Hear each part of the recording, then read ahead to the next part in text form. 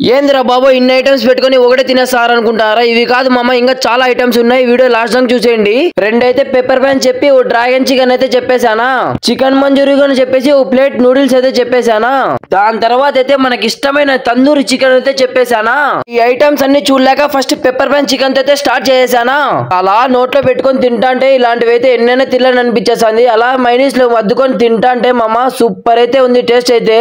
దాని తర్వాత dragon chicken తిందాం అనుకున్నానా, చాలా రోస్ట్ అయితే చేశాడు, ఏం బాలేదు. దాని తర్వాత ఏదైనా చల్లగా ఏదైనా తిందామని పెరుగన్నం చెప్పేసాను. దాంట్లో ద్రాక్ష, జీడిపప్పు, కరేపాకు అయితే వేసాడు. నాకైతే అస్సలు సరిపోదు. ఇన్ని ఐటమ్స్ తిని అలా పెరుగన్నం తింటే ఆ టేస్టే సూపర్. మీరు కానీ ఒక తూరి ఇలా టేస్ట్ చూసేయండి, సూపర్ అయితే ఉంటది. ఎందుకు చెప్తున్నానంటే ఇలాంటి ఎక్స్పీరియన్స్ మీరు కూడా చేయండి, చాలా బాగుంటది. అవన్నీ తినేసినాక chocolate shake, Oreo shake, milk shake అయితే చెప్పేశానా.